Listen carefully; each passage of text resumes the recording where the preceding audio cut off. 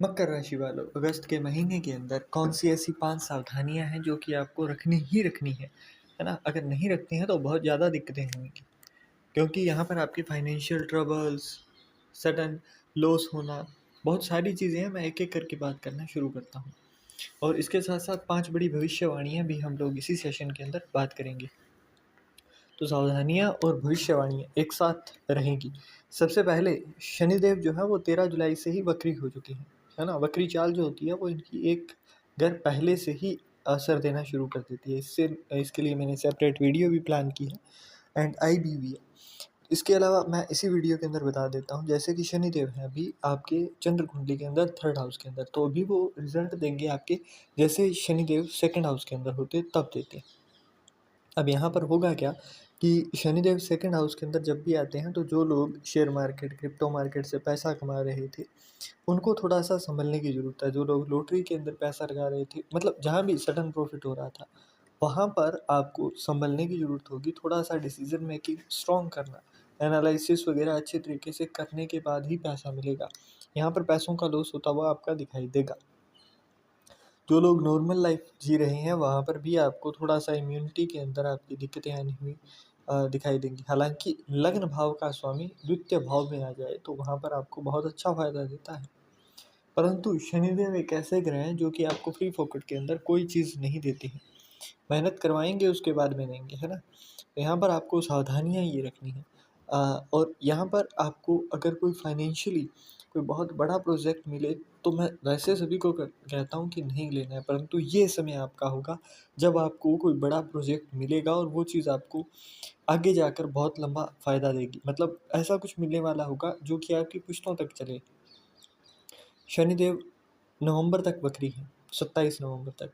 तो अब से लेकर तब तक का आपको ऐसा एक बड़ा कोई चीज़ फ़ायदा होना दिखाई दे रहा है, क्योंकि यहाँ पर केतु की दृष्टि भी है और केतु अष्टम भाव में है। केतु अष्टम भाव में मतलब आपको बहुत ही गूढ़ रहस्यों की तरफ लेकर जाता है, छुपी हुई चीज़ों के अंदर से बातें निकालना, है ना? ये आपकी पर्सनैलिटी के अंदर लेकर आता है। अब होगा क्या कि जब से केतु 8th हाउस के अंदर आया है उसके बाद से पहली बार ये समय है जब केतु का असली इफ़ेक्ट आपको दिखाई देगा अपनी लाइफ के ऊपर। यहाँ पर आपको पेट से नीचे कोई छुपी हुई दिक्कत हो सकती है, इस चीज़ का ध्यान रखना है और जल्दी से जल्दी जाकर आपको इस चीज़ के लिए चेकअप वगैरह भी करवाना है, बहुत ज़्यादा देरी नहीं करनी है, सावधानियों के अंदर ही। और यहाँ पर बात करें शनिदेव की दृष्टियों की, तो तीसरी दृष्टि 4th हाउस के ऊपर है, मतलब मेंटल पीस थोड़ी-सी गड़बड़ाएगी। इधर-उधर ध्यान जाना, बार-बार मेंटल पीस का कॉम्प्रोमाइज़ हो जाना दिखाई देगा। इसके अंदर कोई भी तरीके की ये नहीं है, इफ, बट, नो कुछ नहीं है, होगा और इसका फ़ायदा भी मिलेगा। मतलब ये सिर्फ़ ऐसा नहीं होगा कि सिर्फ़ आप पछता रहे हो, सिर्फ़ आप भोग रहे हो, आपको कुछ अच्छा नहीं मिल रहा है, आपको अच्छा भी मिलेगा इसके साथ-साथ, है ना? यहाँ से ही 7th एस्पेक्ट जो है वो आपके 8th हाउस के ऊपर है और 10th एस्पेक्ट आपके 11th हाउस के ऊपर है। तो आपके 11th हाउस के ऊपर और यहाँ पर 2nd हाउस के ऊपर एक साथ होना मतलब आपकी आय के स्रोत बढ़ेंगे, इनकम के एक से ज़्यादा सोर्स आपके सामने निकल कर आएँगे और आप कमाओगे भी।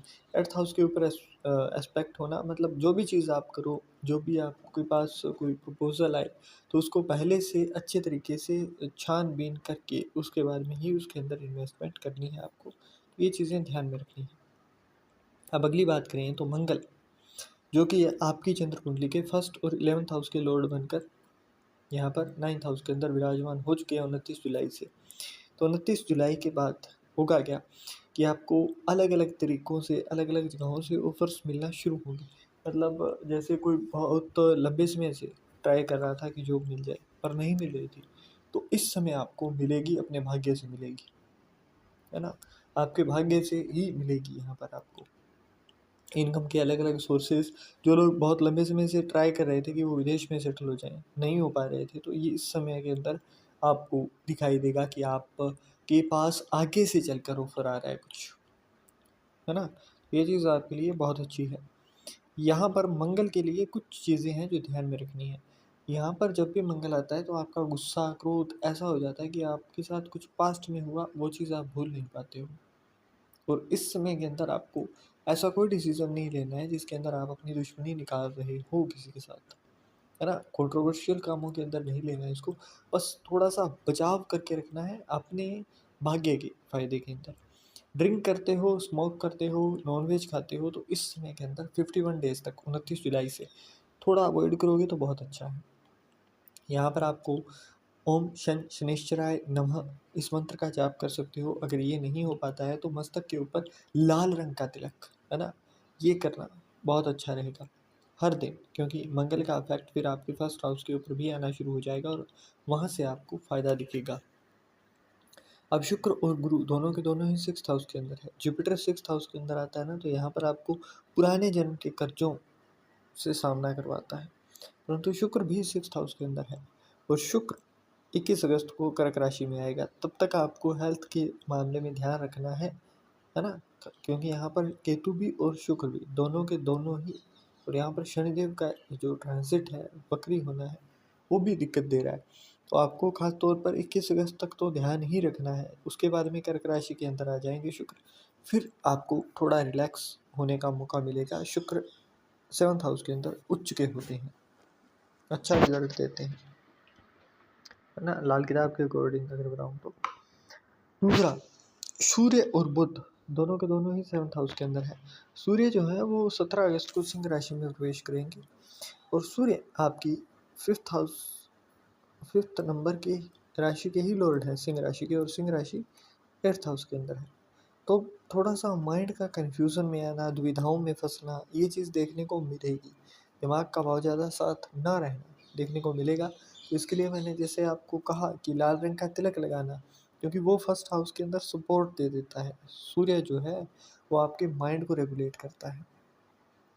तो वो वहाँ पर मंगल की तरफ से एक सपोर्ट मिल जाना यहाँ पर बहुत अच्छा रहता है। अब बुध भी 7th हाउस के अंदर है और शुक्र भी 7th हाउस के अंदर आएगा, तो बैठे बिठाए यहाँ पर कुछ योग बनेंगे कि आपको, जिन लोगों के दोनों ही प्लेनेट बहुत अच्छे हैं ना, उनको योग दिखाई देगा अपनी लाइफ के अंदर कि आप बहुत ज़्यादा मेहनत नहीं कर रहे हो, फिर भी पैसा अपने आप आ रहा है आपके पास। परंतु ऐसा सिर्फ आपको लगेगा, उसके पीछे आपकी खुद की ही पहले की मेहनत की हुई जो होगी वो रंग लाती हुई दिखाई देगी। तो ये थी कुछ सावधानियाँ भी और कुछ आपको आगे आने वाले समय के अंदर करने की चीज़ें। अब यहाँ पर हमें कौन से उपाय करना फ़ायदेमंद है, कुछ मैंने साथ-साथ बताए, कुछ अभी बता रहा हूँ। आपको यहाँ पर फ़ायदे देगा कौन-कौन? या तो आप 3 ग्रह चुनिए, शनि, राहु और केतु। ये तीनों पापी ग्रह हैं, सिर्फ़ इन्हीं की ही हेल्प लीजिए या फिर मंगल को उठाइए। जो भी आप मंगल और जुपिटर दोनों ही, तो मंगल और जुपिटर को उठाओगे तो आपको अपने भाग्य की ओर से ही चीज़ें मिलनी शुरू होंगी। परंतु जब आप शनि, राहु और केतु की मदद लेते हो तो शुक्र भी उच्च हो जाएगा। ये चीज़ याद रखिएगा 21 अगस्त से। तो शनिदेव की कृपा लेने के लिए आप कच्चे दूध के अंदर काले तिल मिलाकर किसी मंदिर के अंदर, आपके अगर वहाँ पर हो शिवलिंग की स्थापना हुई तो वहाँ पर आप चढ़ाना शुरू कर दीजिए अब से लेकर नवंबर तक। परंतु याद रखिएगा कॉन्ट्राडिक्ट ना हो, कहीं आप शनिदेव के लिए भी कर रहे हो और मंगल के लिए भी कर रहे हो, दोनों के लिए नहीं करना है, एक ही प्लेनेट के लिए करना है एक टाइम के अंदर। और अगर शनिदेव के लिए ये उपाय करोगे तो इसके साथ साथ आपने शुक्र का, मतलब फ़ोरहेड के ऊपर आपने पीले रंग का तिलक लगाना है, वो बहुत अच्छा रहेगा।